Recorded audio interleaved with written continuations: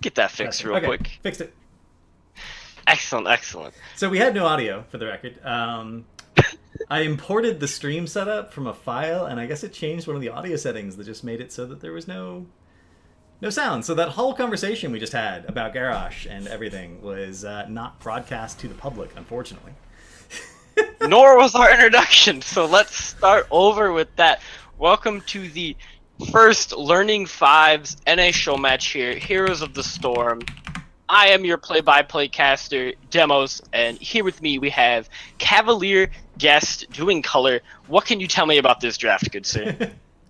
So far, this is a pretty standard draft in terms of the heroes that are being picked. It's very meta. We have that first ban Garrosh. Garrosh is a hero that is very difficult to play around. He's very punishing in terms of positioning. If you make any sort of mistakes, it's easier just to ban him out. Chromie, a really annoying poke hero. We even have seen her in pro play played with pure trap build on Volskaya specifically because of how frustrating and difficult it can be to position around traps post 18 on that bottom Punisher, because you're almost certainly going to get 18 for that bottom Protector. We see Diablo, who's a little bit out of the meta just because of his rework, making him unable to one-shot people. And then we have Malf, who is top support in the game right now by a good margin. And we're seeing a little bit of a focus on support bans after the Malf pickup. We see the Deckard ban, and then after the Blaze pickup, Blaze is going to be that off-lane hero. We see the Sonya ban, because Sonya can give Blaze a rough time in the off-lane. She is really good in team fights. And this is a map where you have to win the objective. The objective really matters on Volskaya since the changes. It's arguably the most impactful objective on any map, except maybe Alterac Pass, which of course is brand new, so it's hard to evaluate. Understandable. What do you think about this little bit of a wombo combo they have going on with the ETC and his incredible AoE crowd control that he can bring with the Genji, this slash in, dash out hero? Do you think that RSR here will be able to handle that in team fights? They don't currently have a great interrupt for it unless Malf goes Twilight Dream, and then you're always holding the Twilight Dream for the Mosh Pit, but they do have, I mean, they have 3 more picks to pick up. They pick up the Thrall. Thrall is a decent offlaner into Blaze. He doesn't win the lane or anything. He can start to trade post 7, which is a long time to wait.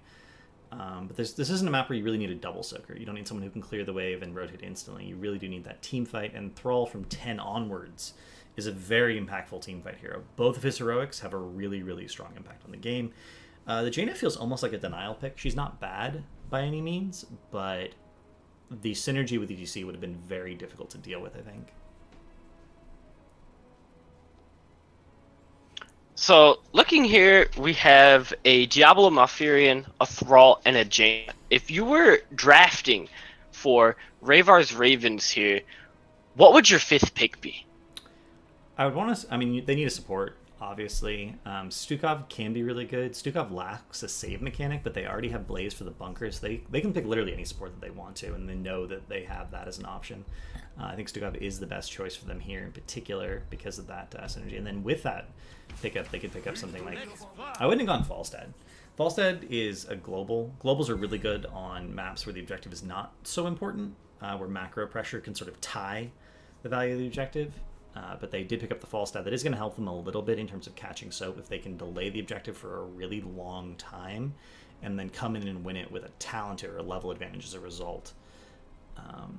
That is going to give them potentially Wingman, the bribe talent at level 1 for Falstad, and that can give them more experience because on this map in particular, the turret camps and the support camp both give a lot of experience. Turret camps are actually worth more than a waves worth of experience, and they give you the item, which means you can use that item to win the objective a little bit more safely, and the support camp's worth almost not quite 2 waves of experience. It's a lot of bonus experience having a bribe or someone who can solo merc camps very efficiently.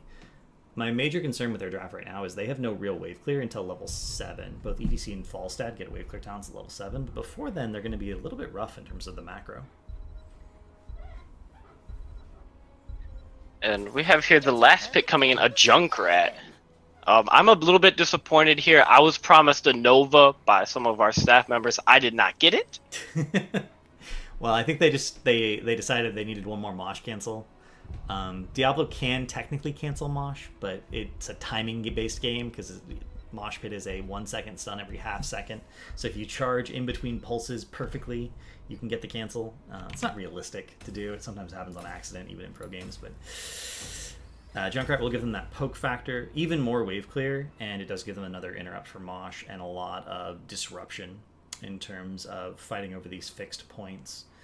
I'll be curious to see who actually wins this because it feels like Sylph's team, the Ravens, has both better macro pressure and better team fight, but Small Indie Company has the capability to just delete one target who's caught out of position, and they have no save mechanics to really deny that if they're ever out of position, they're going to be in a lot of trouble. And Mosh Pit can always turn games around. So, quick interrupt here. We may have had one more production oopsie. I believe our names are switched. Sylph's Teams is actually Small Indie Company on the blue side, and the red team is Raevar's Ravens on the right-hand side here. So apologies about that, friends. It's okay. We just hit a button and it's all fine. Problem solved. We're getting there. So it is going to be Small Indie Company on the left, correct? With Gravesville on Malfurion, Arakusu on Diablo, Soramir on Junkrat, Angus DeBeefy on Thrall, I love that name for a Thrall player, and Silthrient on Jaina. So, I don't actually know these people's names, so I will try my best. We have... 10 seconds. I don't know these skins. Bridge to Death on ETC, it appears. Will to Live on Genji. Ranaris on Blaze. They're two grouped up, I can't see. Nerarian on Falstad. And, of course, last but not least, variations on the Stukov. I like Will to Live's positioning here. He's really looking for the flank as Genji, trying to keep his mounted speed, trying to stay mounted for as long as possible. I'm hoping we'll see the instant wave clear here from Jaina, and we're actually not going to see it. We're seeing the attempt to put the damage on the ETC instead of abusing their macro advantage. We are going to see the... We have a little bit of a fight here. Bridge to Death goes down, and that is really bad out the gate to lose a hero this early on. Will to Live getting caught up by the Diablo as well, but he's protected with his deflect, and he eased right out of there. Yeah, it is one of those difficult things, and the damage had already rotated to start clearing top lane, so it wasn't like that was not a potential kill. Whenever you go on a tank, go on a target like that without your damage behind you, you're just simply not likely to actually get a kill. We are seeing Angus DeBeefy doing his best in the bottom lane, trying to stack up his Echo of Elements. He's doing a good job with that, 4 stacks so far, and we are seeing immediately the turret camp being taken by Will to Live and Renora, so they are prioritizing those item camps both for the experience and for the items you can get. We're going to swap over to experience real quick. You see that's 470 experience just from that one camp that's been taken so far. Meanwhile, we have Falstad fly into nothing. Okay. We have a little bit of a skirmish here with Angus DeBeefy and Diablo going in. Bridge to Death getting caught out, and the root goes on to Genji. But it looks like nobody's dying on this fight, and everybody can just walk away for free. And they did end up using, Ravens end up using their turret there, which is really unfortunate. You want to save those items for the objective itself. It looked like they were trying to maybe go for an invade and trade a turret for getting another turret, but they didn't actually make it all the way there. And now Small Indie Company is going to be able to pick up their own turret safely, and they'll have theirs for the objective. Will to Live went on to Soramir a little bit there in the mid lane, but being Junkrat, he can just jump right out of there, and it looks like we're at a little bit of an impasse here. Both teams about to hit level 4 at the same time. Oh, nice. And as I say that, Soramir gets engaged on, jumps right out, and Will to Live is in a really bad spot. Deflect goes out, and he dashes away. That was strange. Renoris actually looked like canceled his silence early. There was potential there for Bridge to Death to use his face melt and bump him back into the silence and maintain that CC chain, but because the silence got canceled early and that didn't happen, Junkrat was able to use his grenade to boop himself away and boop everyone away from him. We have the first control point unlocking here in about 10 seconds. Which team do you think has the best chance of capturing this? In this early game, I definitely feel like the Small Indie Company has a better chance. They have that burst from the Jaina. They have the poke from the Junkrat. They have a really strong CC chain. And as I say that, we see it happen to the ETC. He just gets instantly deleted. And everyone on Raven's team, like, they don't have the damage yet. That Falstad is a very scale-oriented hero. Genji needs like higher level talents to really do a lot of work in team fights, and they're not there yet. So early game, it should go over to Small Indie Company. Yeah, and it looks like Small Indie Company is sitting here with their turret, controlling the point pretty well with a sneaky little Junkrat trap. But overall, what do you think Raver's Ravens can do here to really try to stop the bleeding and get them to scale later in the game? And as I say that, we have ETC going in, bridge to death. He looks a little caught contesting this point, but he just walks right out of there.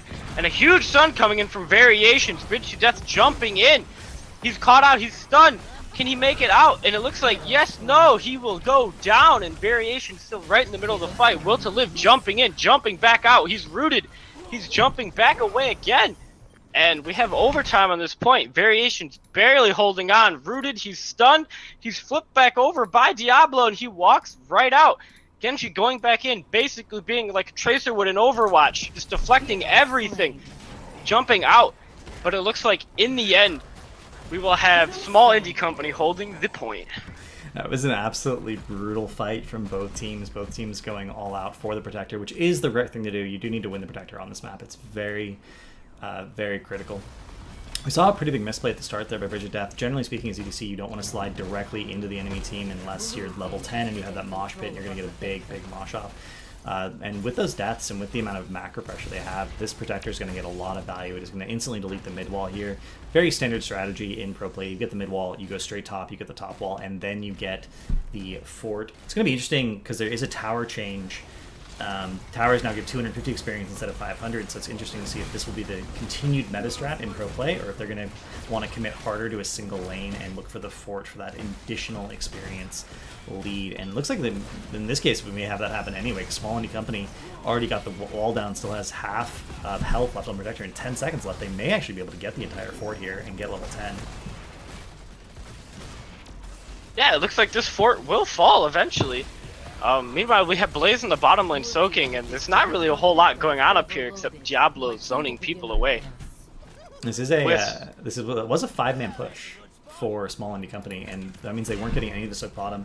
And they've actually Ravens actually managed to close a significant part of the XP gap. I'm surprised that Blaze was down here the whole time soaking rather than double soaking. He did take Incinerator Gauntlets at level 7, so he could have cleared mid and then cleared bottom and then cleared mid. That would have actually resulted in a much more experience gain for his team. Small misplay there. With Small Indie Company looking to hit level 10 here really soon, what do you think they're going to be looking to do camp-wise and objective-wise to really continue to snowball their lead here?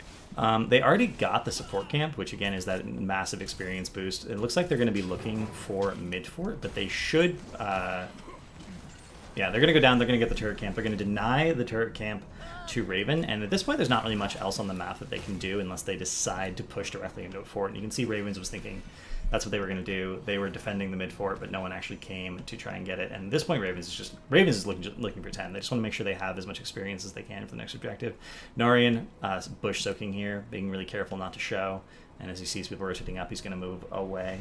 Actually, really good vision control there, knowing that he should not be showing in lane. It looks like we have Small Indie Company taking another siege camp here. Almost all the camps are in their favor. That seems pretty bad for Raver's Ravens, even though they are level 10 now. With the next objective coming up, do you think with this really big ETC ultimate and the Genji ult coming in, that they might be able to take the point for themselves this time? I mean, you never want to underestimate an ETC. That is also an X strike. That's actually not even a mosh pit ETC. That is a stage dive ETC, and we are going to see it used right here for the instant deletion on Junkrat. Huge fight comes in. Rich to Death walking out with Will to Live using his ult as well. And it looks like the fight continues as they go on to Angus. Will to Live jumping back in and getting a kill on Thrall. He jumps back out, and he is really making work here. Still 3-1 with a little bit of a root, but it definitely seems like Raver's Ravens won that fight there. They did. That ended up being 2 kills. They spent 4 ultimates on it. They did force out the support camp, which is a big net win for them. It means that won't be available for the objective fight itself. And they're heroics. They're all relatively short cooldowns. They should all be back up in time for the objective. Earthquake was used there as well, and it may not be back up in time. It depends. I didn't exactly catch the clock on when the Protector ended up dying. It will not be back up for the objectives. They will have to wait 30 seconds after the objective starts for Earthquake returns, and that pretty much completely evened out the experience gap here for Ravens. Looking at the quests here, Seems like Jaina's only 5,000 into her 1,500 quest to hit Chilled Heroes. That seems a little bit low to me. Could you talk a bit more about that? It's actually, in pro play, that quest usually takes a long time to finish, and there have been actually pro games that hit level 20 where Jaina didn't even finish the quest.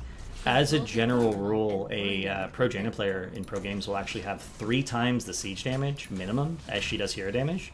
She's drafted for her wave clear. The big focus for Jainas should be on that macro play, clearing waves, and as a result, you just don't get that much damage onto heroes. But it starts to catch up in the mid to late game because you have these big Ring of Frost combos that end up doing 8, 10, 12,000 damage at a tick. I think the most damage I ever saw was 8,000 chilled damage done in a single team fight to finish the quest like instantaneously at level like 14 or 15 in a pro game. So it'll get finished surprisingly fast as she continues to scale and as that ring value can potentially adds up. Interestingly enough here, Raver's Raven's really slow on this control point. They grabbed a fortification camp in the bot lane for a little bit of a push, but we already have an 80% lead. As we have a fight starting, we have a stun going down onto Gravesville. The X-Slash coming in from Will to Live and Renoris. Stukharov goes down, and we have this massive Diablo Flame just burning Bridge to death alive. Diablo does end up going down there. Really unfortunate fight that, but that does end up being a 3-for-1, and Diablo had soul, so he's going to be right back up, alive and well. This is going to be another 5-man push for small indie company with a Protector win. Wow. And Blaze goes down right at the end of that as well. It seems like a really big mistake to me to just let small indie company get that point all the way up to 80% before contesting it. You lose one fight and it's gone. Yeah, they really wanted to get the turret camps. They had more items to contest, and they did manage to successfully dodge the Ring of Frost, which had no setup. But there was actually a bit of anti-synergy there. If Stukov Qs a target and that target gets in the bunker, his Q won't spread. So he can't actually heal anyone. So as soon as they got caught on, Blaze put his bunker down to save, and Stukov also put his Q on to save. And then everyone got in the bunker, and there was no more healing, and Stukov did not get in the bunker himself and ended up going down first. And we have Diablo jumping in here, and he's stunned. He seems to be in a little bit of a trouble. He's silenced as well, and is he going to go down? It looks like, yes, he does to Will to Live, who dashes back, and that seems like a free kill. It looks like this keep will still go down at the end of the day. But we have a re-engage by Will to Live with the X-Slash. Silthri and Angus the Beefy are caught in the wrong place at a bad time, and Angus Beefy fighting Renoris here in the backline. Silthri on this Jaina looking for something, but he can't get anything, and he's just going to get chunked out as Bridge to Death continues to whack away. And the route on the bunker from Gravesville allows the disengage from everyone else. Really interesting target calling there. We had 3 people on the chase, and then 2 people were just on Thrall in the bottom there, and it ended up being Stukov had to slap Thrall away because they were not going to win the 1v2. Well, we have a fight here. Silthri goes down to Bridge to Death in the mid lane. Seems like he was caught a little bit out of position there. He was, and Genji actually got the reset there, and we're seeing, Ravens are definitely behind, but they're clawing their way back into this game one pick at a time, and that's, with the Genji composition, that's what their comp is going to be excelling at. When they're on the offense, they're much better than when they're on the defense because they have the Stukov route, they have the DC slide. Stukov is a very vulnerable hero if he's getting dove, but if you're on the offense and you can put that silence area down, he's very, very powerful in that scenario. And they're even going to go for the invade here now that they have the support camp experience. We have a stun onto Angus and a silence, and Will to Live dashes back in. He's throwing his shurikens, but he can't actually get the kill. And it looks like the fortification camp will go over, but we have Bridge to Death jumping in. The massive stun and the X-Slash from Will to Live. Thrall goes down. Gravesville will be next. And all they can do is run away. And I can feel Ravens being like, man, they have better wave clear than us. What if we just ran at them and team fought instead of trying to clear waves? And as long as they're dead, they can't soak either. And they're just going to keep killing them. And now they're doing camps. Yeah, it's insane. Like what they've done for the last 3 minutes is they've clawed their way back into this game. They just still have a keep dead. That's pressure they're going to have to respond to. But the next objective is going to be coming up, and they, for the first time, will have the item lead going into it. Yeah, and this Genji is definitely hard carrying. Will to Live here, showing that he can definitely live, rocking the 36k hero damage. Compared to the rest of the team, that is monumentous. And we'll put that on up on stream for a moment for chat. So we are going to see the scoreboard statistics. Oof, they're actually not doing that bad. Most of these deaths have been on ETC. 3 deaths on him versus 1 or 2 on everyone else on the team. Thrall and Diablo also committing their fair I'm Harry stuck carry in on the enemy team. terminal. And how close is Jaina? Jaina at 79k siege damage, 18k hair damage. She's about halfway done with her quest. It's actually pretty close to the numbers we would expect from a really high level Jaina player. So good job by Cell3 out there. Once again, we have small indie company on the ball when it comes to the control point objectives. They're down here sieging this wall in, and it seems like Raevar's Ravens is caught off guard once again. That was stage dive into Malfruit. That hasn't happened yet this game, but that's what we should be seeing. Every time you see the stage dive, you root underneath it, and then ETC can't possibly follow up. They don't manage to focus him out of it, which is a little unfortunate. You get the stun on the Bridge thrall to here, death but goes in. Aegis Beefy is caught out. He is instantly deleted. The fort goes down and it gets destroyed, and Stukarov's down as well. And it looks like, holy moly, small indie company is coming back for the win.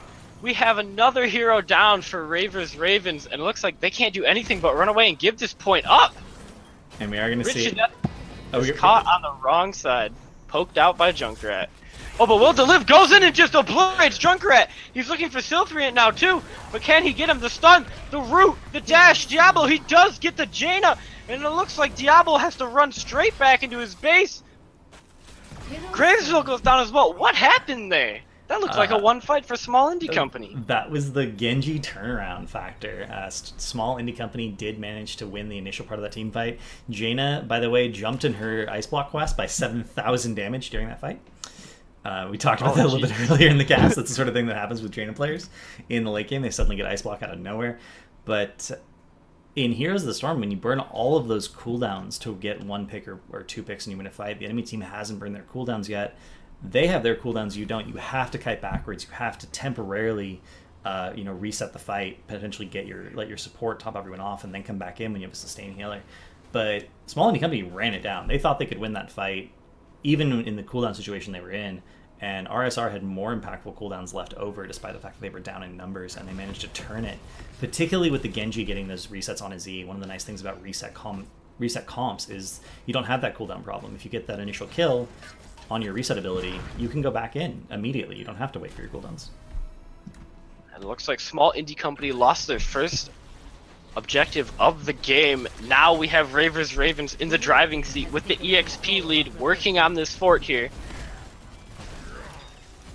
And then the fort is going to go down. And this is the call they want to make, because they want to open up a win condition for themselves. They want to maximize the value of this protector. So ideally, like in a dream world right here, they're looking at this and thinking, okay, let's get 20, let's get bottom keep. If we win a team fight after this, we can guarantee to end the game. But we need to get keep dead for that to be realistic possible. And they're actually not even going to do it. They're actually going to go to mid. And they're looking for the 20 advantage, but not. And now protector's behind a wall here.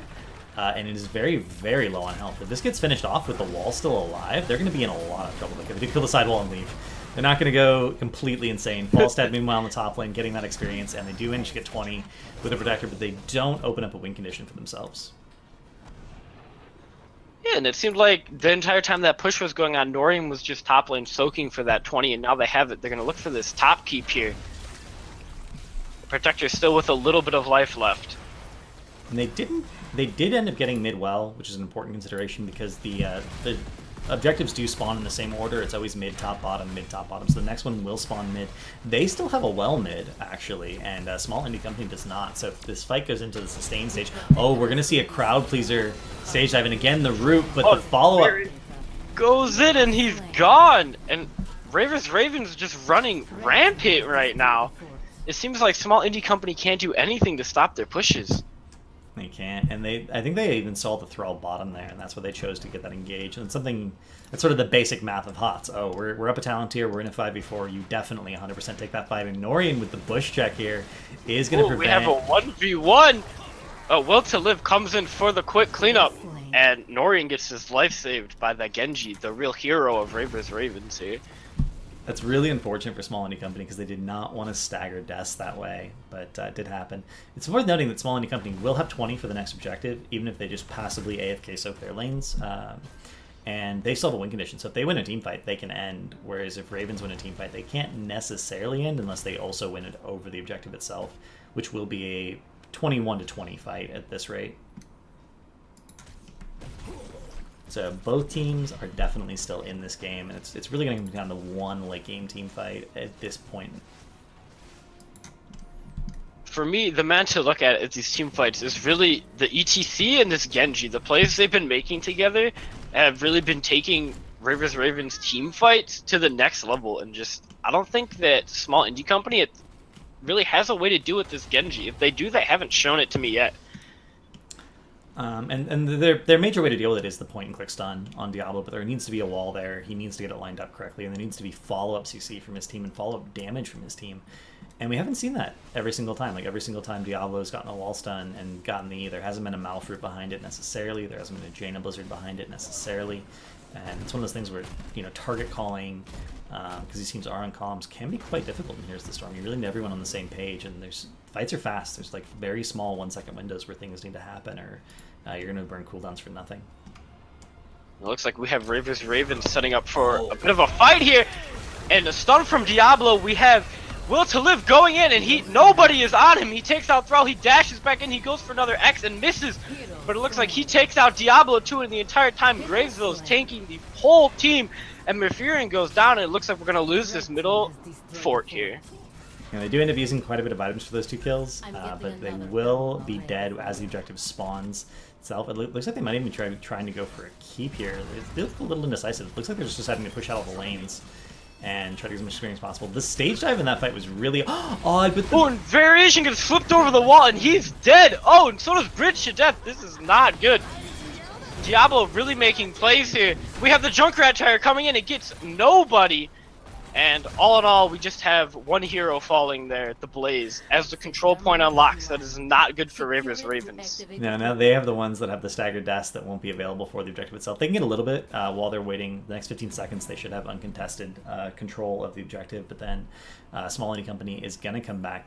That's the danger of sieging into a Junkrat and a Diablo. You step up too close to the wall, you get knocked over the wall, and your team doesn't necessarily have the tools to save you. I'm sure he was spamming that bunker button, but he was CC'd from 100 to 0, and could not be saved.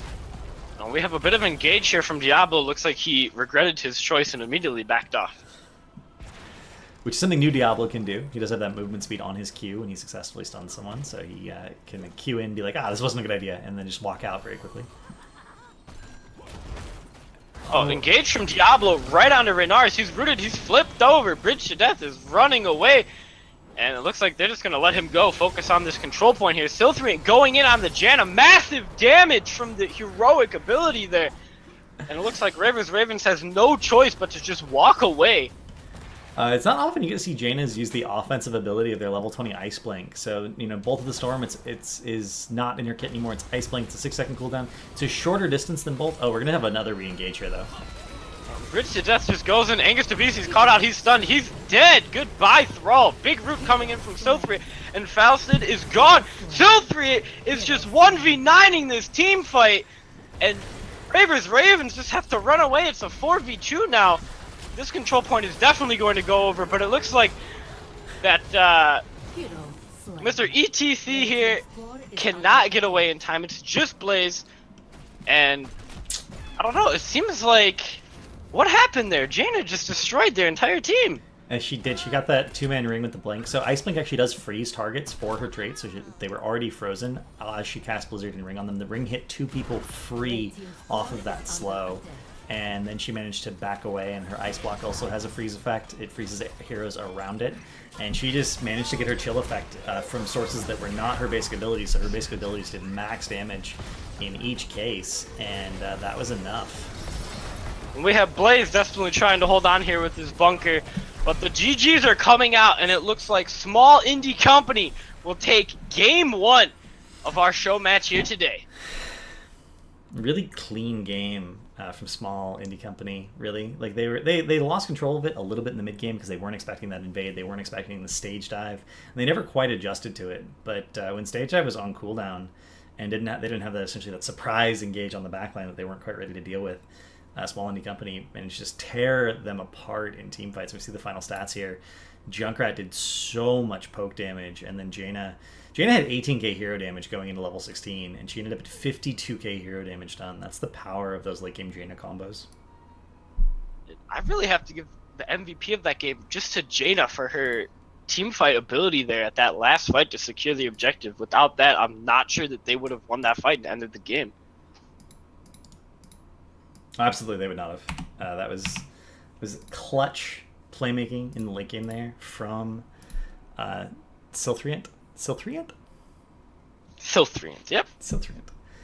It rolls off the tongue once you get used to saying it. But of course, I guess Silthrian is our one of our high level coaches, right? One of our high level players in Learning Five, so that's no big surprise there. And I really very rarely see Ice Blink used aggressively like that. That was actually a brilliant use of it, catching out two squishies to guarantee the land on ring. If you're Ravers Ravens coach here, if you're doing draft for them, what changes would you make to be able to deal with small indie company? Because it seemed like they were in control for the majority of the game. And they, I think the reason they were in control for the majority of the game was they had better team fight and they had better wave clear. So when you have better wave clear in Heroes of the Storm, you clear a lane, you rotate to the other lane, you clear a lane. Rotations enable you to leave a lane and rotate. And I don't, it doesn't work that way in League, right? Everyone just stays in their lane regardless of how fast they're clearing the wave. In fact, you don't always want to clear the lane in League, to my understanding. I've never actually played League, but I've heard people talk about it, like in comparisons to HotS. Um, and so, but in Heroes of the Storm, you really do want wave clear so that you can go do camps without losing out on anything. You can go, kill a building if it's left undefended. You can go do something else. And except for their off lane, where you don't, this is not a map where you necessarily need strong wave clear in your off lane, they had just had better wave clear across the board. And that always resulted in them getting to things first. It resulted in them being ahead in experience. We saw a heavy prioritization of soak by the Jaina player. So much siege damage. And if I was their coach, I'd be like, you need to draft wave clear in the 4-man. You need to have some sort of macro hero in your 4-man. So they drafted the Genji for Roam, which is really, really important, but they drafted the Falstad as wave clear, and he doesn't have wave clear until 7. Like, they needed some other hero to keep them on the same page and keep them even, and they just slowly fell behind all the time. Makes a lot of sense to me. We'll see if they do that when we come back from game 2 after a short break here. I am Demos here with Cavalier Guest. This is the Learning Fives NA HotS show match. Don't go anywhere. We have plenty more action, and we can see if Ravers Ravens bring it back after this break.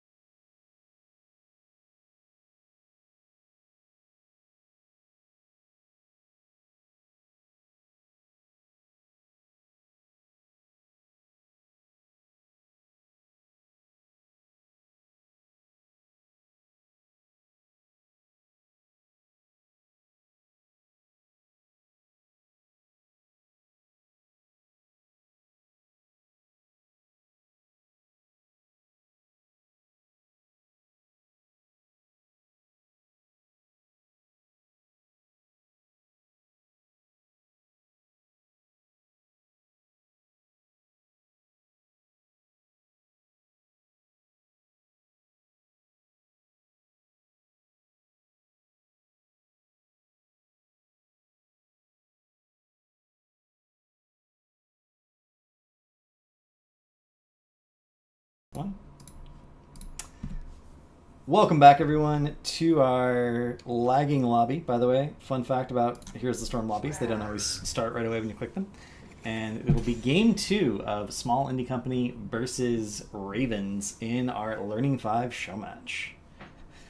And Small Indie Company took the first game in a fairly dominant fashion, particularly with the Jaina and the Diablo and the Junkrat. Be really interested to see here what Raevar's Ravens changes up in the draft phase here to really make the comp they tried to have last time work. For the record, every single one of those heroes you mentioned is better on this map than they are in Bull Sky. Ooh, this is really... Do we know whose map pick this was? It's because I assume the way they're doing this in the standard way. So the first pick team does not get map pick, which means this was Small Indie Company's map pick.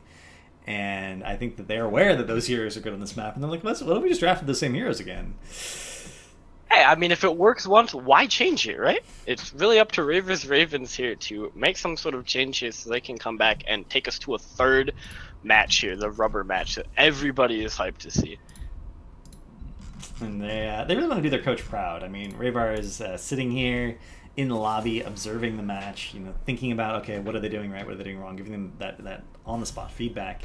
And that's a really valuable resource to have in the middle of a set like this. So hopefully they can adjust. We are going to see the Genji ban come out for RSR, and then another Chromie ban for Small Indie Company. People just don't like playing against Chromie.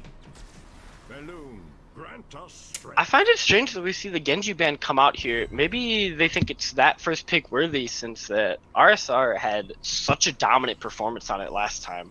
Will to live, the god himself. Yeah, we're going to first pick Malfurion, and I think at this point, Small Indie Company needs to pick up Garrosh. If you let a team have Garrosh and Malfurion, the throw into flip becomes very intimidating. And we talked about it last game, but because of the way Garrosh trait works, you can't really burst him out unless you have a lot of burst. It's very difficult to 100-0 him. And healing over time actually works really well with his trait. The fact that he gets armor, the lower health he is.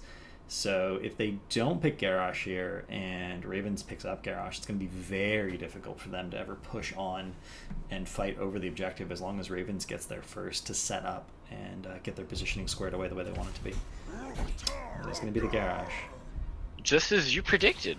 Garrosh and Hanzo. This is a hero I haven't seen that much. Is he that prevalent in pro play right now? Hanzo is been present in pretty much every pro game that happened in MSB, with very few exceptions. He was really high popularity, especially from the Korean teams, who I think went 15-2 on him or something absurd. So he's a very mechanically demanding hero, and you need to have your entire team play around him. He himself has no self-sustain. He has one escape, but it's on a really long cooldown. It has a conditional component where he has to be near a wall or some terrain feature so he can jump over it, even if it's just the edge of a terrain, so he can jump across it. So he really needs to be babysat in order to do his job. The big thing about Infernal Shrines is he does have a talent called Explosive Arrows at 4, which if it hits a minion or a monster, which the Shrine minions are monsters, all the map-specific objective units are called monsters, it explodes for area damage. So you can steal the last hit on Shrine minions very effectively with that talent. And with the Johanna coming out here, and the Gul'dan, we're seeing vastly different hero picks outside of the Malfurion, obviously, who's so dominant as a support. Why do you think that Small Indie Company decided to change up their strategy so much, even though they're on a map that their heroes are even better on now? Well, we don't know if they have yet. They could still pick the Jaina with this composition. They're just not prioritizing it the same way. Obviously, they could not get the Malfurion because it was taken away. But that's the thing about Heroes of the Storm. It's very draft dependent, and every single map is going to have different priorities if you're drafting correctly. There are teams that have come up and they've been mid-tier teams that have drafted the same heroes at the same time on every map, and some metas that's worked. But as the metas progressed, especially in the pro scene, it gets to the point where there has to be slight changes, not necessarily the heroes, but in the way you prioritize them and what you accent them with. So we're going to have the Blaze banned out here. That's an offlane ban, which means that it would behoove Small Indie Company to pick their offlaner in the 3-4 here, because they've been an offlaner and they want to have as many options open to them as possible. Generally, when you're second pick, you actually save your offlane for last pick, so you can flex it and guarantee that you have a winning matchup to put a little bit of extra lane pressure on the enemy team. Looks like they're not going to be following that basic draft rule.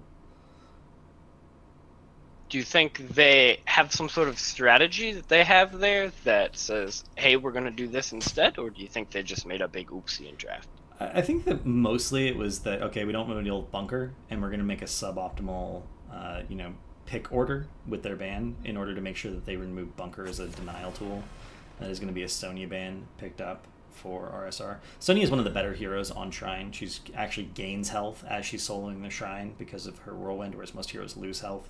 And she can do it by herself very efficiently. So that's a really good ban. It also would enable, is a hero that gets enabled by Tassadar. So we could have potentially seen Sonya Tassadar and a real support, and that would have been a very, very scary comp from small indie company.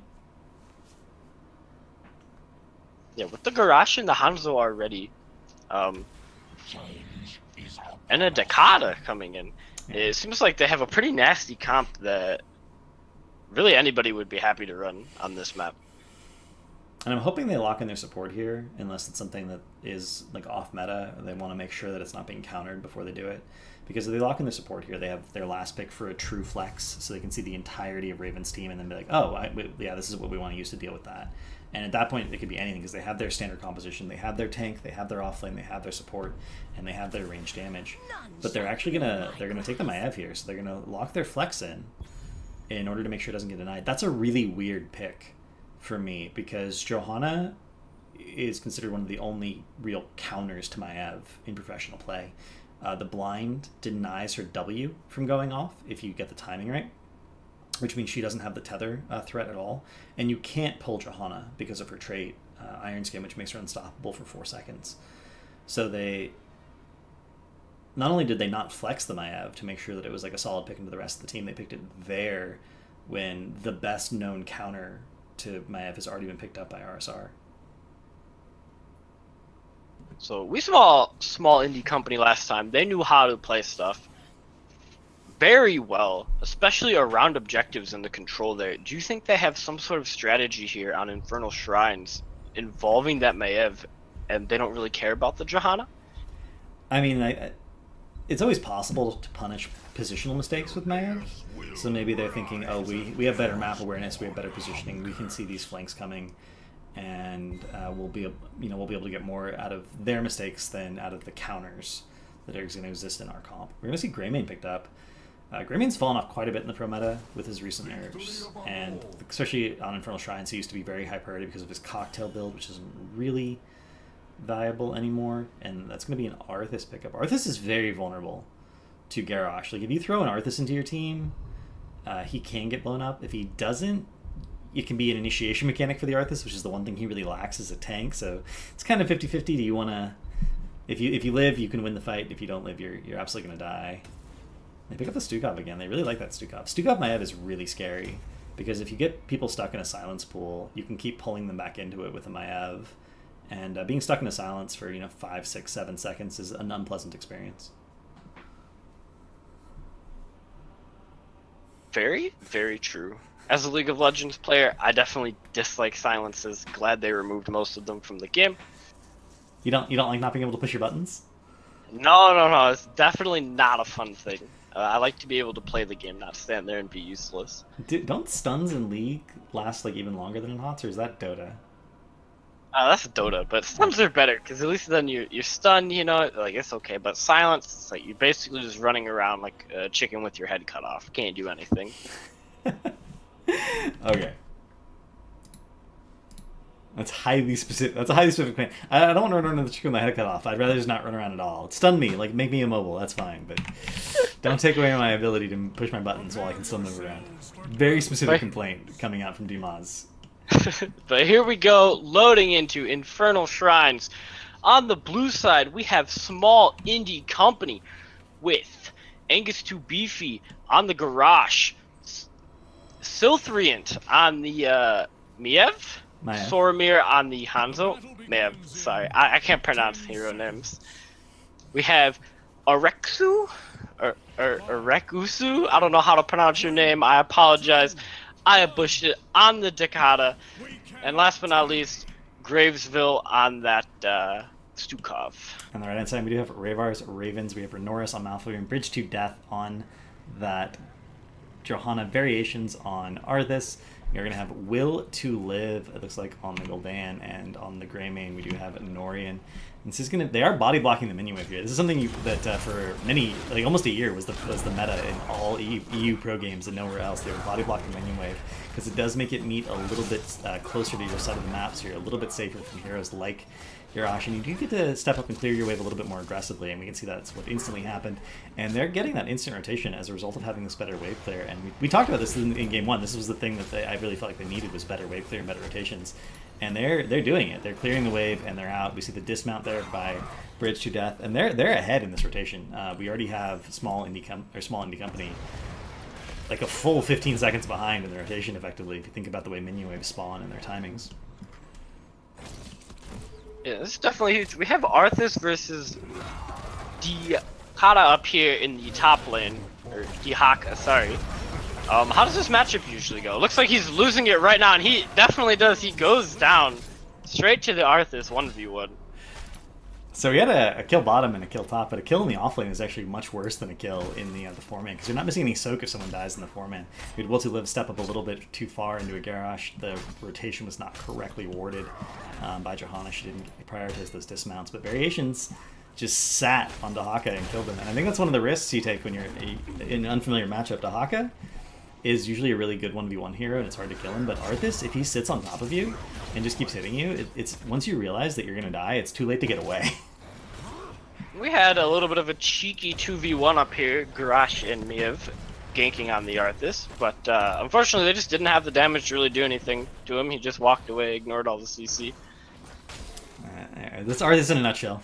You have the wrong kind of damage at the wrong time, he just like shrugs it off and walks away. You need a lot of CC, a lot of displacement to really deal with Arthas, which normally Garrosh provides, but they didn't quite have enough damage there to complement the displacement. And again, we are seeing a lot of good rotations out of RSR. We are going to see the midway being cleared now by Johanna. They're going to be able to get this camp out. They already got bottom camp out, and Variations is very much winning that top lane a little tiny bit at a time. And we have a shrine coming up here in 20 seconds. Prediction time. Who do you think is going to win it? It should be RSR. They have the better wave clear at this point in the game. And we did not see Hanzo take explosive arrows level 4. He did take Never Outmatch, so he does not have that ability to last hit steal the minions that we were expecting when we were talking about the draft. So RSR should just dominate if they fight on the shrine. If they fight over the shrine, they should win. But if they don't fight on the shrine, if they get baited into fighting in lane, or like taking a fight right now, if someone gets picked right here, for instance, this is going to be really bad for RSR, but they do manage to just barely avoid that. The throw goes on a minion instead of onto a hero. Angus Too Beefy is stepping up, looking for that pick, and the first person to start the shrine is Small Indie Company, and again, Ravens wants to be on the shrine. They have the better shrine clear by a huge margin, but they're not even going to contest this for shrine. They're going to prioritize the lanes instead. They might be a little bit afraid of that. Oh, and Renoris gets caught out there on the Milfari, and that's not good to have your support die, and it seems like RSR is just going to give this shrine over. This seems very odd to me. It is. You can give up the first shrine. The first shrine is the least impactful on average, as long as no one dies and you're getting value in the other lanes. And they might have been afraid of the Dahaka in particular, just because that is the global versus non-global. They would have had to have Arthas rotate down a little bit earlier. But if you're going to do this, you should be shoving the far lane from where the Punisher is, or 4-man trying to deny the shrine while one person double soaks. And they didn't draft. They drafted 2 heroes that can double soak, Johanna and Gul'dan, but neither of them was double soaking. And Arthas didn't come down to delay for the 4-man, and they didn't push. So even though it's not a bad idea to not go for the first shrine, they didn't actually do anything with it, with the idea. They just sort of let them have it for free while letting Malf get picked off because they didn't correctly ward that one rotation. And it looks like Small Indie Company is just going to leave this Punisher down here in the bot lane to hit some walls, hit the keep a little bit. And they're just going to push mid lane, hit those towers, get that EXP bonus.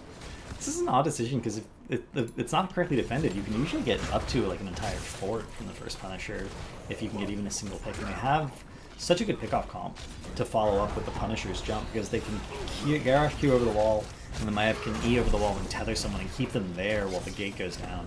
and then everyone's there for the follow-up. They can kill the sidewall. They had a lot of kill potential fighting with the Punisher, and instead they managed to just get one tower mid, and they didn't even get the tower's bot. So the tower's bot, even though they're worth less experience now, normally go down to the first Punisher. You get that free 500 experience, and they're still alive. So RSR, despite losing the Punisher, ends up barely behind at all in experience. And this seems like a much more controlled, much slower game to me than the last one. Only having 3 deaths at this point, where by 5 minutes last time we had already had multiple 5v5 deaths.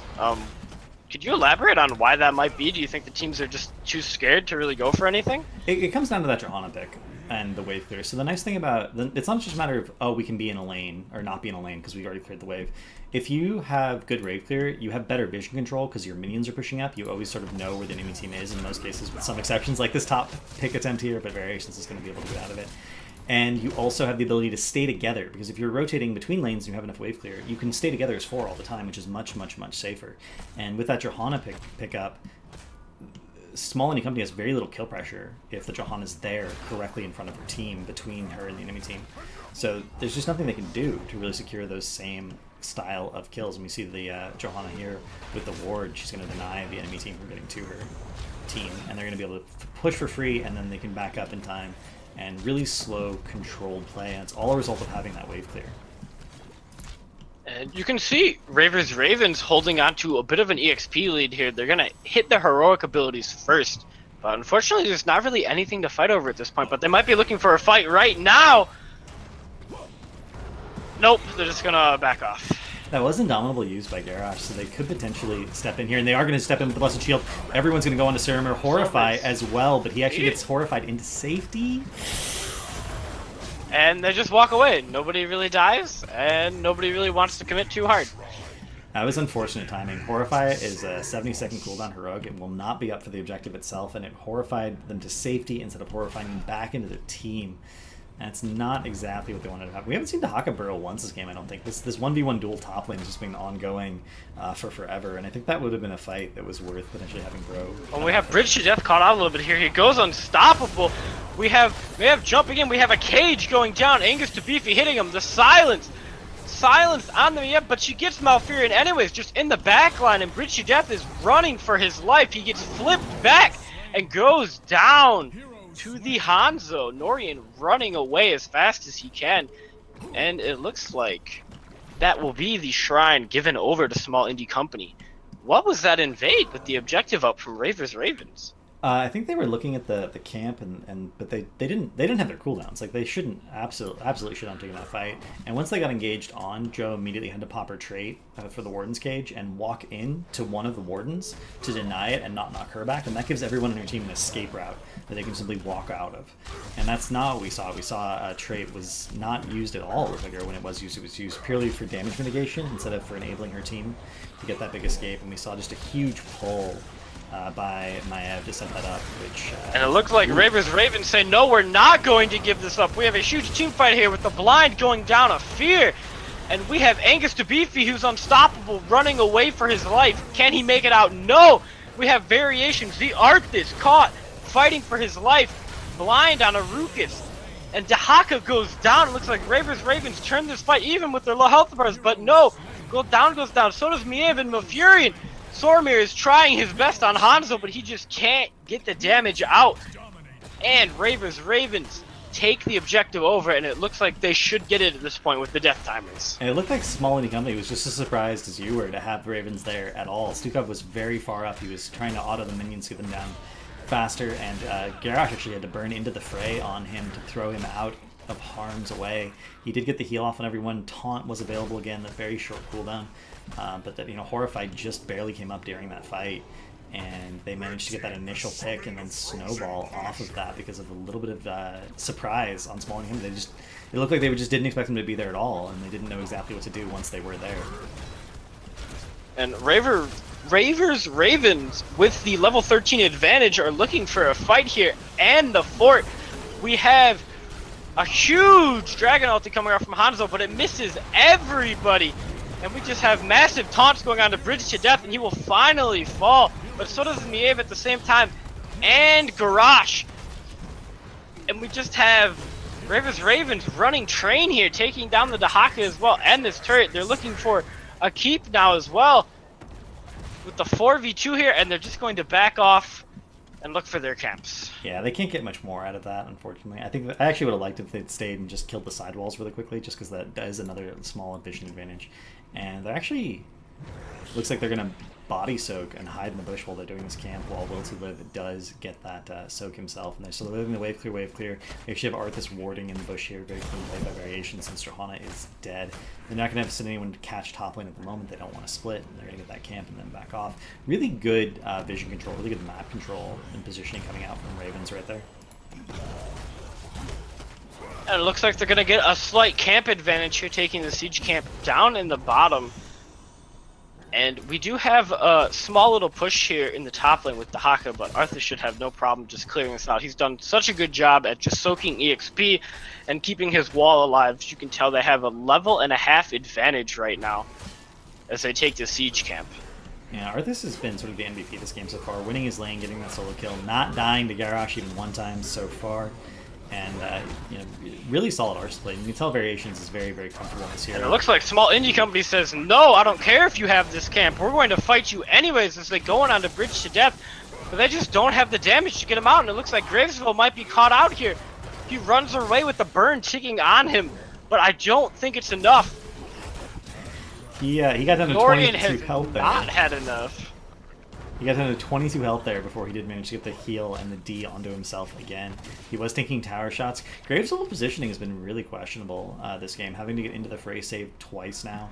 Taking tower shots instead of on a gank attempt there, rather than letting his tank be in the front. He certainly sees Stuka players playing pretty far back to maximize their safety and the value of that silence on for pick attempts. But he's like right up in the front line, almost playing like a bruiser Stukov. And it looks like Raven's Raven is reaping the benefits of them winning these small skirmishes by taking a very nice 4-1 camp advantage on the map right now. And we're going to see Angus to BP pushing this bottom, and they need to do this. They need the experience from the towers, but again, these towers don't give as much experience as they used to. Meanwhile, because they're all bottom, we're going to see a huge gank attempt in the top lane. And yeah, the Haka is just gone, and we're going to have a very huge push coming up here from Raven's Ravens. But Small Indie Company just says, yeah, we don't care, we're going to push bottom. And this is actually a more valuable lane right now because this is where the objective is going to spawn. So getting the fort and getting the fountain here denies the retreat options for Small Indie Company. If they want to commit this objective, they need to commit all the way to this objective. And I would love to see them just continue to push here. Trading keep for keep, but we have an objective coming up in the lane. It would be so good. They're actually going to send Will to Live back to defend the keep, but I don't think this was necessary. And I think if he gets picked here, because they see the enemy team there, yeah, he's dead. He's 100% Will to dead. Live does indeed get picked. He gets pulled back, flinged back, and he's gone. And it looked like the Haka respawned and is going to try to hold this keep in the top lane, but I don't really think he can do much about it. Again, see, if Will to Live had just hadn't backed, it would have been a keep-to-keep trade regardless. They would have been ahead in experience. They would have been able to get on the objective faster, and they're going to get a pick on the Haka here. So both teams making mistakes in terms of their defense, and it looks like they're just going to have Raymond on core. It's a core race, ladies and gentlemen. And Raven's Ravens definitely looks like they're about to win this core race. We have Small Indie Company backing desperately, and the Hanzo heroic coming out, but it doesn't really get that much. Raven's Ravens just tanking the core. They're still hitting it, and it looks like Raven's Ravens takes game 2, sending us to a game 3. Stormer doing as promised, saying he would int so we would have a game 3. I thank you so much. I'm super excited to see what you guys can bring out next match. I mean, he only died once, so I'm not sure how hard he was inting, but that was a really bizarre decision because Hanzo has 0 core damage. Maev does not have great core damage, whereas Greymane and Gul'dan both have really good single target structure damage. So like it was so much better for Ravens to be the team in the aggressive position there, pushing and trading for buildings, because Small Indie Company cannot end. Even if they'd started out 10-15 seconds later, Ravens would have still ended first with the composition they had and with the talents they picked. So very surprising to see Small Indie Company make such a big miscalculation like that. You have to consider the heroes you have on your team and how that affects what calls you can make in Heroes of the Storm. You can definitely see Arthas in that top lane. It might have been very boring for him, a really big snooze fest, but that 14,000 experience gain, giving his team that 2-level advantage, just really helped them out throughout the entire game. They were at a level disadvantage right from the start. Hey, boring's in the eye of the beholder. Offlaning is fun. You get to engage in minion genocide. It's like the best. It's the best role in the game, in a lot of people's opinion. There are some people who don't like offlaning. I'm okay with that, but I like minion genocide. It's wonderful. Teams fighting, great. I can go soak this wave, and then I'm gonna soak that wave, and then I'm gonna soak this wave. I guess there's not really a role like that in League, is there, where like you're someone who's just responsible for like catching every single minion wave and making sure that your team gets the soak, because then everyone wants to soak in League because they want the gold for themselves. Not unless your name is Nasus. Oof, that's a sick burn on whoever Nasus is. I mean, it's a champion. When he uses his Q on a minion and kills it, his Q gains 3 damage permanently, so he just spends the entire game queuing minions. Oh man, I should go play League and play Nasus. I'll be a Nasus main. Is Nasus Hey, good? there you go, man. Converted him. He's okay. He's pretty good in solo queue. One thing I did want to mention that I was a little bit surprised by in terms of talents, we didn't really get to go over it during the game because it was so action-packed. We saw Bound by Shadow at level 7 in Gul'dan. We don't normally see this talent picked pretty much ever, because Hunger for Power at level 7, even though it does reduce the healing you get from your support, it increases your spell power personally, and it actually changes the breakpoint on how quickly you clear a minion wave. It changed it from 2 Fell Flames level like 8 and onwards or from 3 Fell Flames from level 8 onwards to 2 Fell Flames from 8 onwards from the spell power boost. So we saw Gul'dan was pretty much doing nothing but clearing waves that game. He can do it 33% faster with Hunger for Power, and also helps on the shrine itself to help steal his last hits. So we almost exclusively see Hunger and Power in pro play for that reason. I was a little bit surprised to see Bound for Shadow, although it does give you more corruptions for that level 1 and level 16 talent value. We're going to take a quick break while we set up for the next lobby. Hopefully you guys have enjoyed the show match so far, and we'll be right back with more explanations for League for someone who's never played it.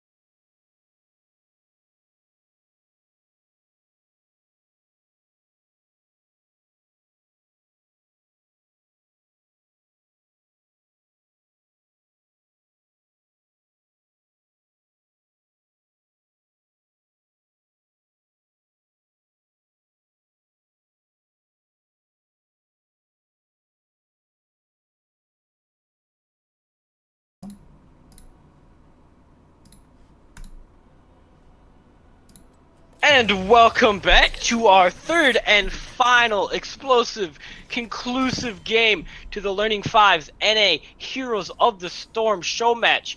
We have Small Indie Company on the blue side, the left-hand side here, versus Raevers, Ravens, On the right-hand side, the red side, Small Indie Company took game 1, Raver's Raven took game 2, and here we are to decide once and for all who is really the best team here on this field of battle. I mean, I think the best team is the team we have in Twitch chat, watching the game, supporting Learning Five's channel, and supporting the teams that are playing, regardless of what the outcome is. Is that too positive for Learning Fives? I'm not familiar with Learning Fives culture. No, we love our Twitch viewers. Please, if you have enjoyed the stream so far, hit that follow button. We stream show matches all the time, mostly League of Legends. We're getting HotS in there too, all on this channel right here. And, you know, if you haven't heard of us before and you're interested about us, discord.gg/learning5s. I'll drop the link in the chat in a moment, and you guys can join up and see what we're all about.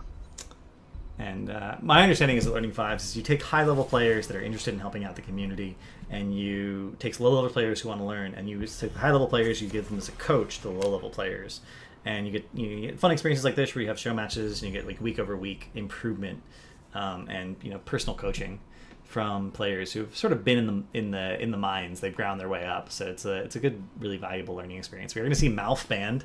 Neither team wants to ban with Malf, or wants to play with Malf after those first 2 games, which is understandable. People get tired of playing against the same support in every single game.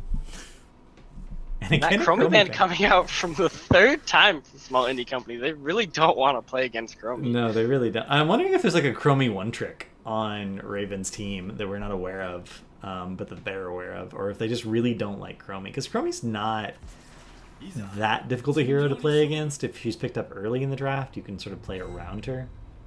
Picking up Genji. So the Team of Spider Queen is a very wave clear oriented map. It's a map where, even more so than we saw last game in Infernal Shrines or on Volskaya, you really want to clear the wave, because the wave is the objective. You get the gems from clearing the wave and picking up the gems that the range minions drop. And then all the objective itself does is push all the lanes. So if you have enough wave clear, and we actually saw this happen in pro play, you can actually let the enemy team turn in and just keep clearing the web weavers over and over and over again. And eventually, they'll run out of gems, and you won't run out of buildings because you'll keep clearing the wave, and you can just chain your turn-ins all of a sudden because they can't push the lanes out, and then you win. And it's a strategy that we've literally seen the strategy in pro play in the EU scene, which is, this is an EU special. EU is by far the best region at playing Tomb of the Spider Queen. So I really, if you do it correctly, wave clear is all you need to win Tomb of the Spider Queen. And Genji, as good a hero as he is, doesn't give you any wave clear. And apparently we're just doing Ariel Diva. The Chromie ban actually makes sense, because Chromie's a really good counter to Ariel. So it's not as random feeling as the previous games.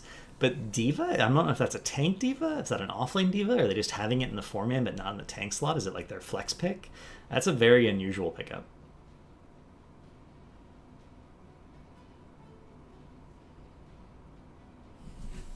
Sorry about that. Had a bit of a microphone problem. I definitely agree. I haven't actually seen Diva in any of the games I've been playing in HotS, trying to familiarize myself with the scene. I will say the Genji, though, we saw Will to Live game 1 on this hero. I'll be interested to see if they give it over to him again, because he really dominated on it with his slash and dash and all his X slashes, just taking people out. Yeah, if they can do that strategy again, they are going to want a stun tank. And they do pick up a stun tank there in the form of the Garrosh, and they pick up the Gul'dan. So they now have a really good tank. They have all the wave clear they need. Gul'dan's enough wave clear in the 4-man alone by himself. It's really the huge advantage of the heroes. He has more wave clear than sort of any of the other mages, and he has infinite self-sustain with the way his kit works, where he taps his D for mana and then is able to drain his life back via his W. So he has infinite mana sustain, infinite wave clear, infinite health, which is really important to the Spider Queen. It's not enough to clear the wave and rotate. You have to clear the wave and rotate for like the first 6, 7, 8 minutes of the game pretty consistently. Malthael Ben. Malthael is really good into Diva in the offlane, but she's also really good. He's also really good into Garrosh. So I feel like that Malthael ban means Diva's going to be the offlane, and I feel like it's given away that Diva's going to be the offlane hero now. Quick insert here. My apologies. I posted the wrong Discord link. I posted the I posted the League of Legends one. The actual HotS one is going up in chat right now. Please continue, Grace, with your excellent analysis of this draft phase. Production value, guys. Production value. It wouldn't be a real cast if we didn't make numerous mistakes. So we are going to see. I don't know. They have their healer. They haven't shown anything else about their draft really, which means this could be literally anything. At this point, they could pick up their off lane, or if they pick an off lane, if it's not D.Va, if they pick up a. They should probably pick up their tank and their damage here and leave a little bit of a flex. There's only 5 heroes that are really viable hope generators for Ariel in the current meta. And Gul'dan is gone and Show is banned, so they are going to pick up the Johanna. And Probius. Okay, Probius is not one of the viable hope generators for Ariel. A little backstory. I believe it's Gravesville. It could be Soromir. One of the players on Small Indie Company was memeing earlier about his probe. I guess we are finally getting it here in Game 3. So for the record, Genji can delete Probius. There has been a pro game played in Korea with Probius this year. Gluck versus Blossom on Infernal Shrines. And they had a Genji, and the enemy team did not have the Genji, and that's why they picked it.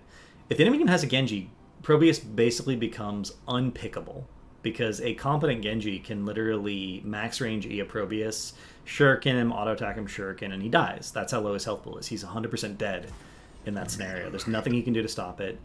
If support heals him in time, then he's fine, but it's a 1.5 second deletion, which means your reaction times have to be really good, and you have to be standing right next to your support. You're going to see Blaze got picked up. Blaze, probably the strongest meta offlaner just because of Bunker. Not necessarily strong in the lane. He pretty much ties or wins every lane, but it's really Bunker that sets him ahead of everyone else. And... So, interesting tidbit. So far this series, Stukov has been picked both games, and he has lost both games. So it'll be interesting to see here if Raver's Raven can break the trend and actually win a game on Stukov here and bring his win rate up this series a little bit. I'm hoping they fix the problem where they deny the Stukov Q when they get in Bunker. Like, that's the hardest thing about playing Stukov Blaze, is if you have a Q on you, you can't get in the bunker, or it's not going to spread to the team. That's it's partly up to Stukov, like making sure the Q goes on a target that is not low enough that they feel like they need the bunker, but it's also up to everyone else to understand that mechanic, look at their health bar and be like, oh, I have a Q on me, I can't get in the bunker until it spreads. That did cost them that one fight in Game 1 over the top objective on Volskaya. And Raynor. Okay, so they don't have a meta hope generator for Ariel. Ariel has undergone some changes recently where she isn't as dependent on someone on her team doing a lot of damage and playing really well. But she's still kind of in that position in situations where you want to really be spamming your W a lot, which against Gul'dan is a realistic scenario. And they don't have a whole lot of peel mechanics for that Genji going on to the Probius or on the Raynor. I think if Will To Live plays well this game, Probius and Raynor are literally going to get farmed 24/7. So I am fairly disappointed here, actually incredibly disappointed. Small Indie Company promised me a Nova game, and I did not get it. So I know casters aren't supposed to be biased, but I'm really rooting for Raver's Ravens here. I don't like people who break promises to me. You guys should be disappointed in yourselves. I mean, I'm a little disappointed. I know it's a laning map, but they drafted a lane minion, and I don't know if I approve of that entirely. When they still needed a hope generator. Like, they could have picked something else there that actually generates hope for Ariel consistently. That Lunara was still available.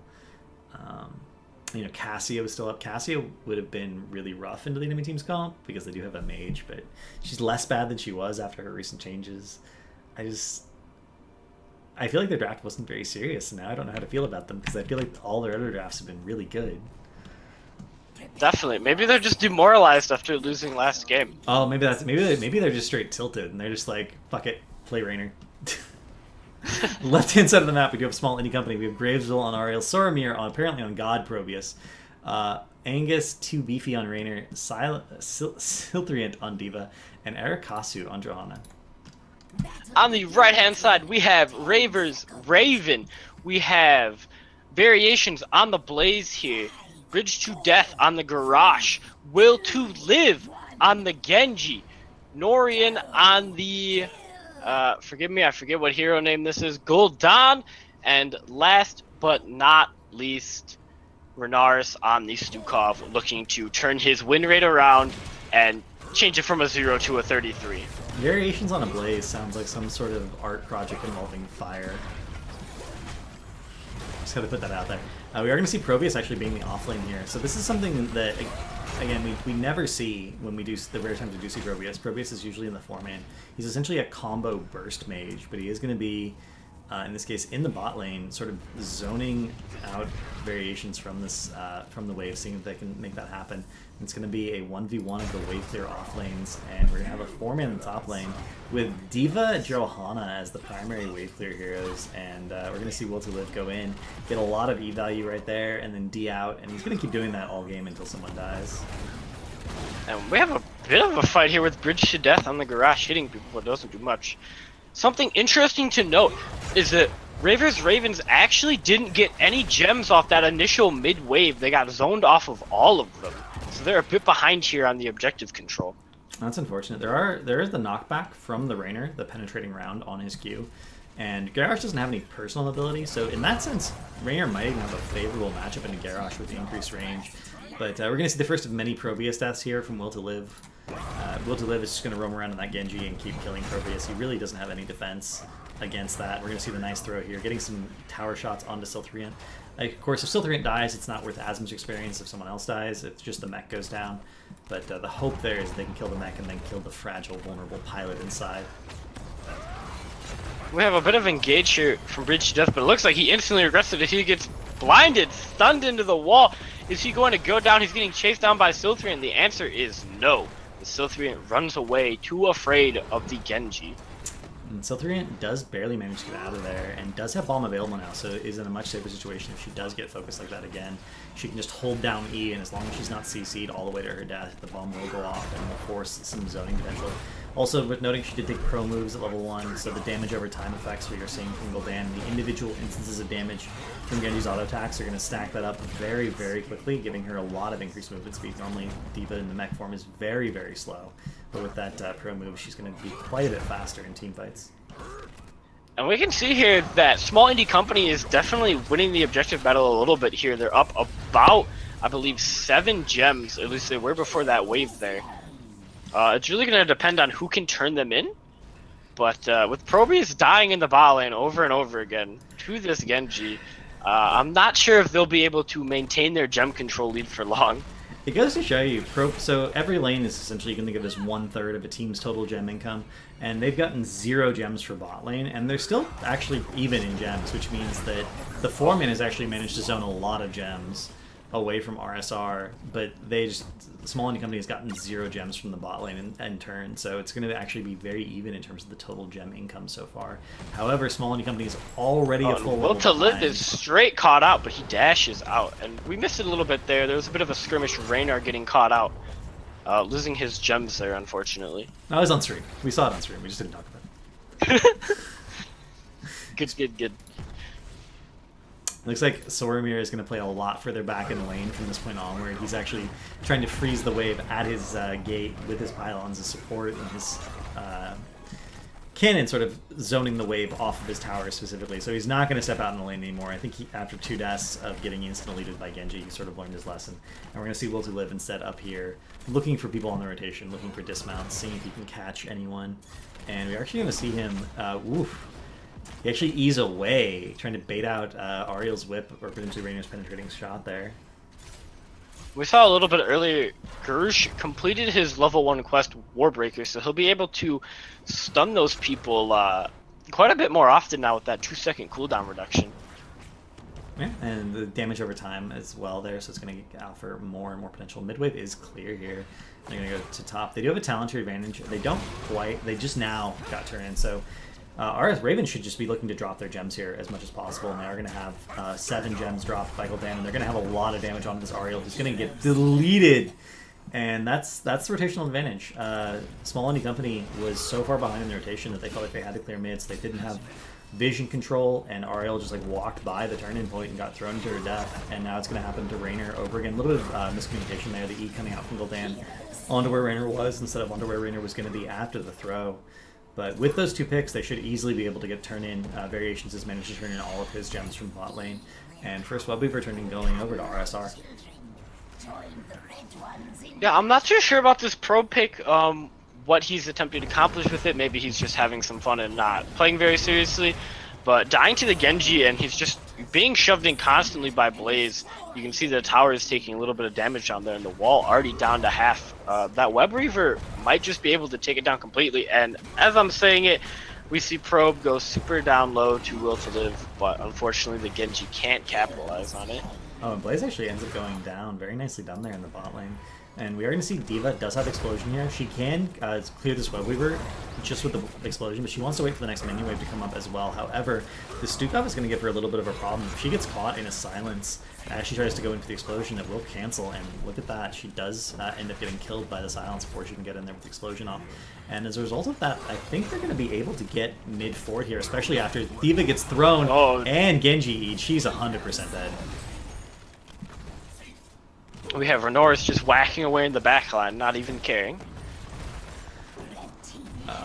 Wow.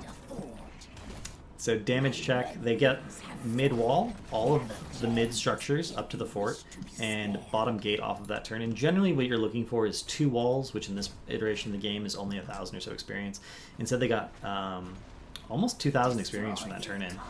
Which we can see Raver's Ravens running straight for this boss up here. This is a very smart position. Small Indie Company is nowhere near this to contest it, but it looks like they've caught wind and are running up there now. We might have a bit of a fight here. But Bridge to Death is sitting there with the Garage. Suns up Johanna. Boss is only down to 50%. Even if they thought they were doing this, it doesn't make sense to contest it because Horrify is such a strong boss control tool. The best thing they can do is actually turn in and deny the boss some value because the enemy team will have to be depushing the other lanes to make sure they don't lose too much. And Probius, meanwhile, in the bottom lane, is going to be able to secure level 10 for his team. There it is right there. And it's a really good play by Small Indie Company. They shouldn't have gone to check the boss, though, because regardless of what they're doing, they should have gone straight to check turn in. Okay, they're not turning in. That means we can turn in for free. If they're doing something else, they'll get it, and we'll just have to deal with it. But this is now 10 to 11, so same talent tier fight, and boss versus turn in, so neither team's going to get too much value out of either one. Oh, sorry. You can definitely see the boss doing some work on that top fort. He almost gets it, so that could be a bit of a liability later on. And Probius dies in the bot lane to variations in Genji. Once again. He actually used his heroic there to like try to kill someone. Bunker was not used. Bunker was still available, so there was actually no chance that either of them dies there. And Probius is pretty much 100% dead. So another free pick onto the Probius.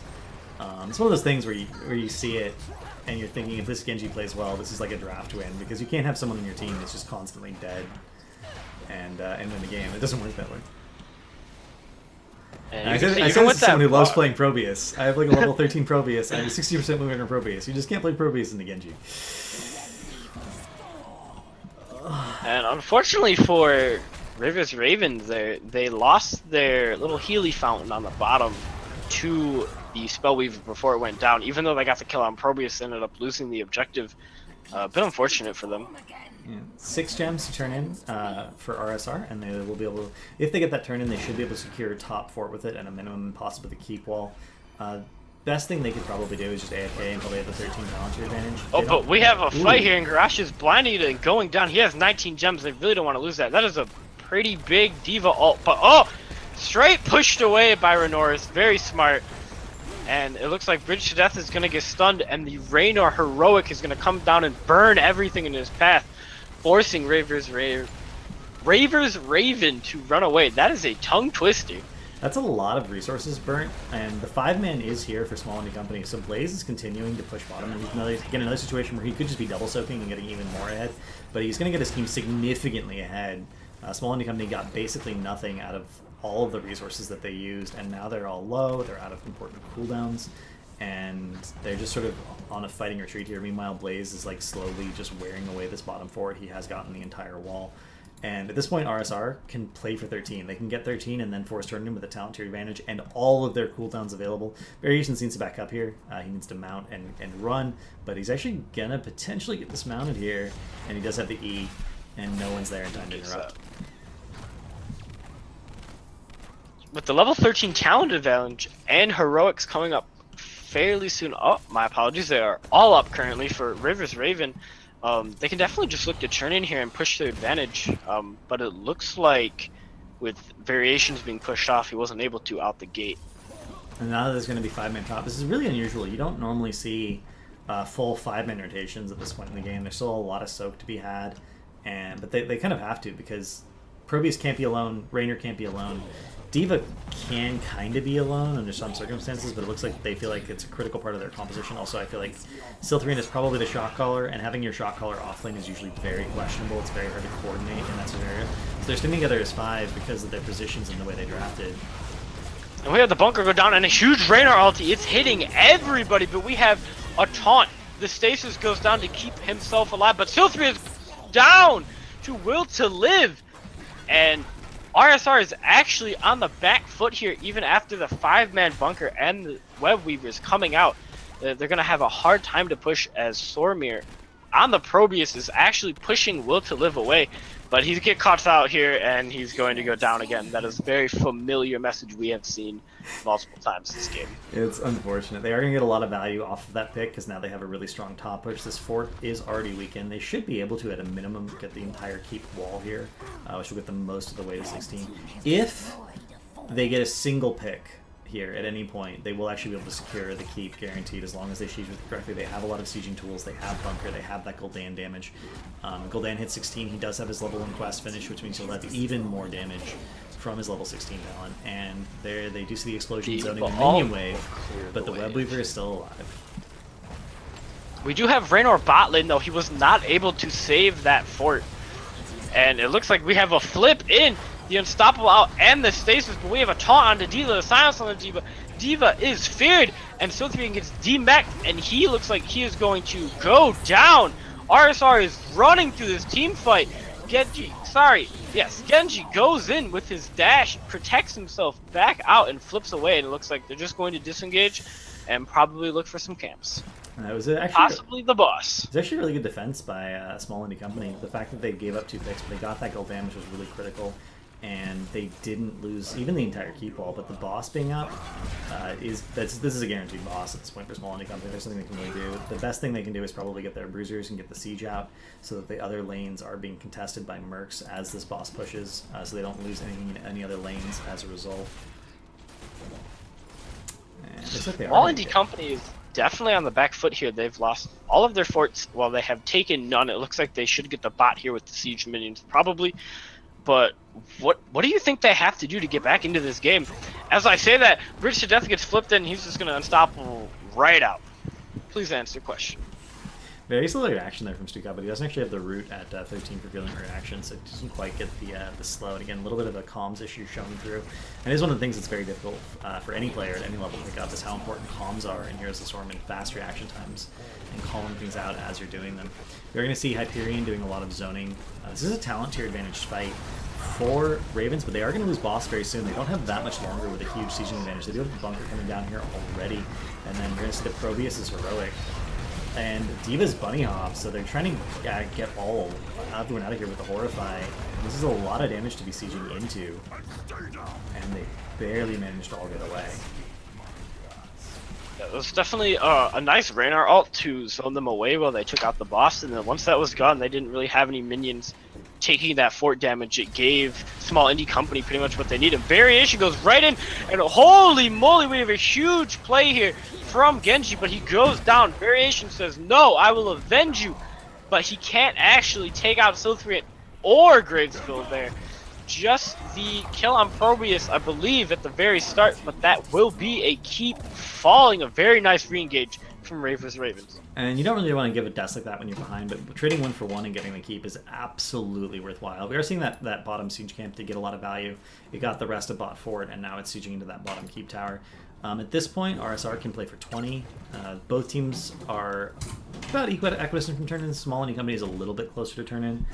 They should try to get the turn-in. They should try to get enough gems for turn-in and then use that to force a fight, to make RSR, compromise. Either you give us a free turn-in or you give us a fight at even talent tiers, even though you are ahead by almost 2 full levels. And it looks like they are going to get the camp first and maybe use that to push up.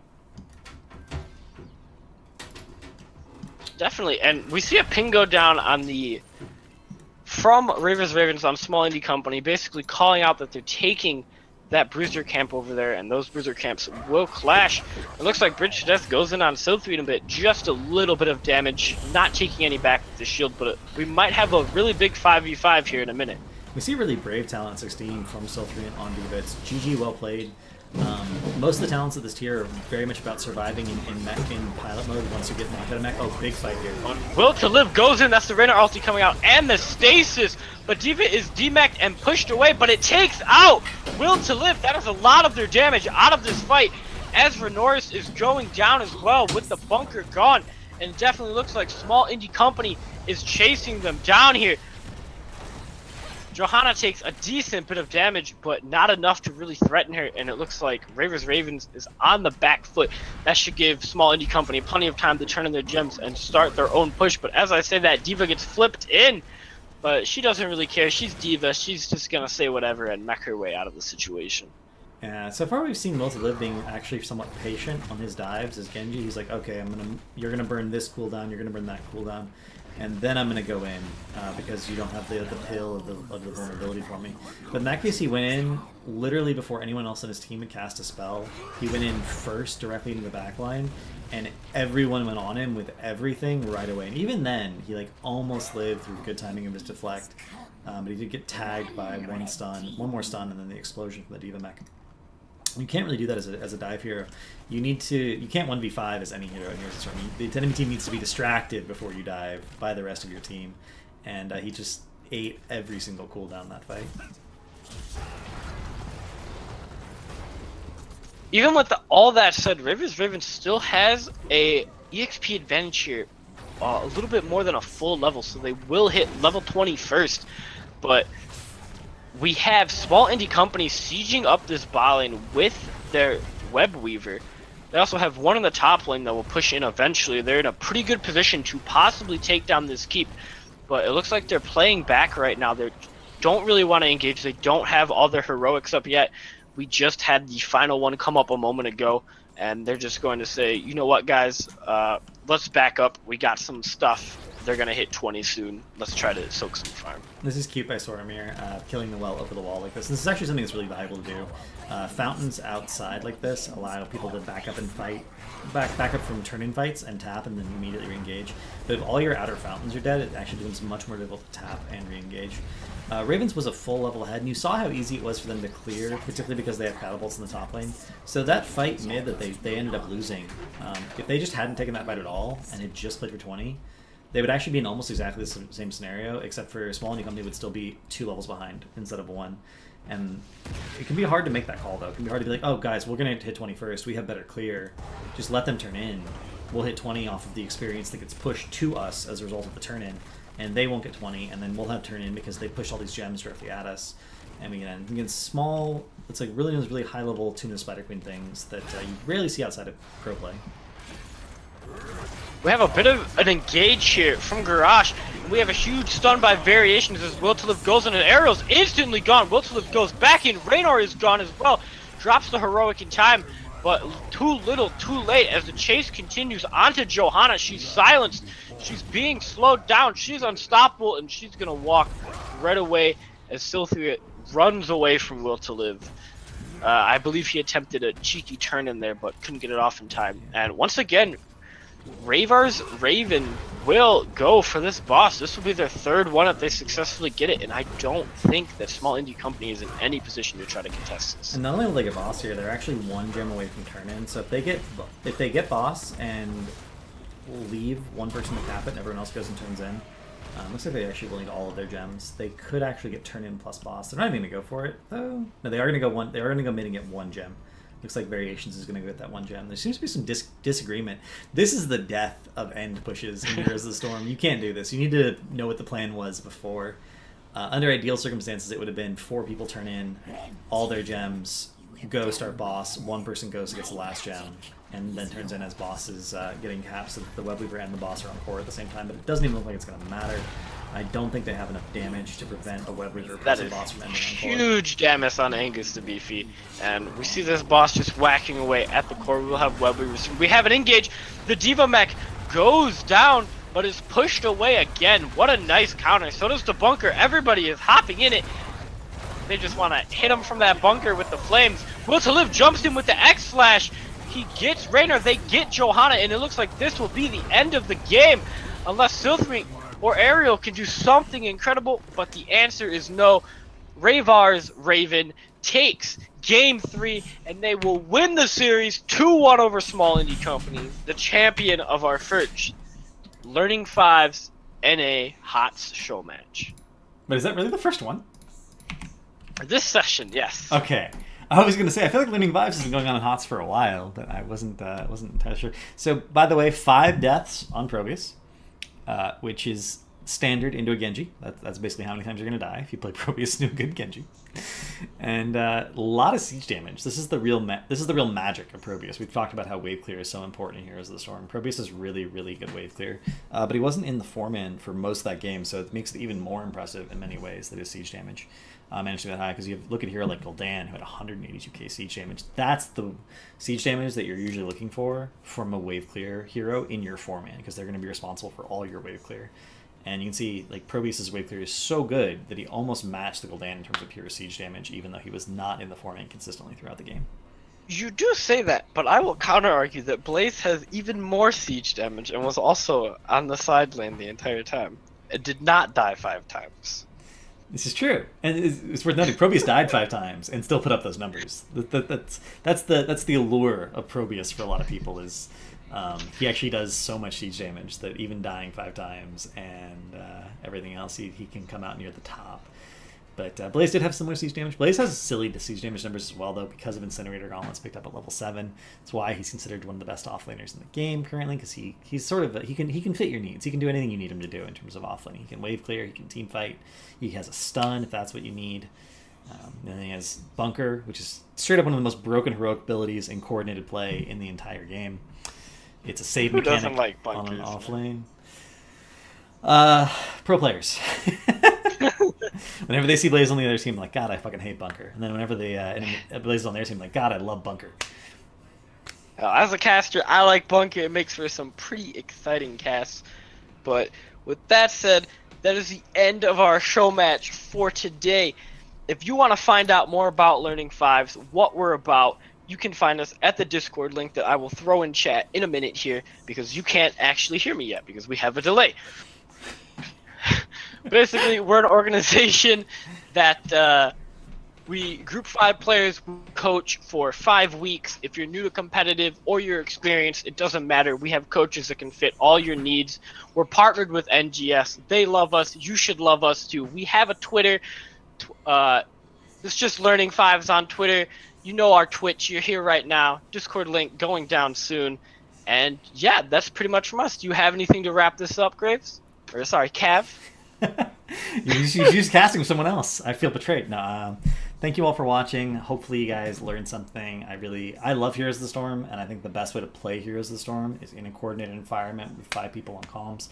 It can be really hard to find, so even if you aren't entirely sold on the need of a coach, just think about the fact that you're going to be able to play in a 5-stack on comms, everyone on the same page, trying to do things together as a team. It really is the best way to play Heroes of the Storm.